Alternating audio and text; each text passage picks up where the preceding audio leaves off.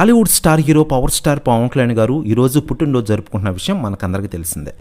ఈ సందర్భంగా పవన్ కళ్యాణ్ గారు అభిమానులు ఉత్సాహంతో ఉన్నారు.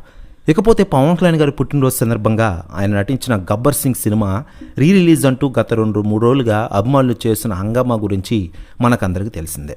అసలే రిలీజ్ల విషయంలో ఫ్యాన్స్ ఎంత ప్రతిష్టాత్మకంగా తీసుకుంటారో ప్రత్యేకంగా చెప్పాల్సిన పని లేదు.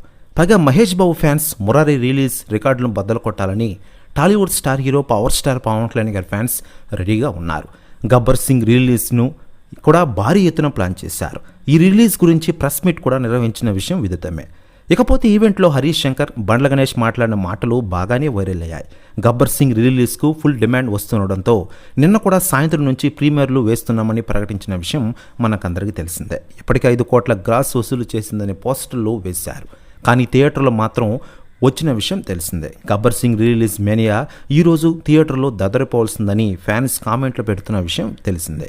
ఆల్రెడీ ఆర్టీసీ క్రాడ్స్లోని సంధ్యా థియేటర్ రేపటి కోసం సిద్ధం చేసిన విషయం మనకందరికీ తెలిసిందే. ఇక ఇదిలా ఉండగా లేటెస్ట్గా అందుతున్న సమాచారం ప్రకారం ఈ గబ్బర్ సింగ్ రిలీజ్ సినిమా కోసం థియేటర్కి వస్తున్నారట పవర్ స్టార్ పవన్ కళ్యాణ్ గారి అన్న Tollywood senior hero megastar Chiranjeevi గారు. ప్రెస్ న్యూస్ కూడా తెగ వైరల్ అవుతోంది తెలుగు ఇండస్ట్రీలో. మరోవైపు పవన్ కళ్యాణ్ గారి పుట్టినరోజు జరుపుకున్న సందర్భంగా ఇప్పటికే రాజకీయ నాయకులు, సెలబ్రిటీలు పవన్ కళ్యాణ్ గారికి విషెస్ తెలియజేస్తున్న విషయం తెలిసిందే. మరోవైపు మా రేచల్ టాక్స్ ఛానల్ తరపున పవన్ కళ్యాణ్ గారికి పుట్టినరోజు శుభాకాంక్షలు తెలియజేస్తున్నాం.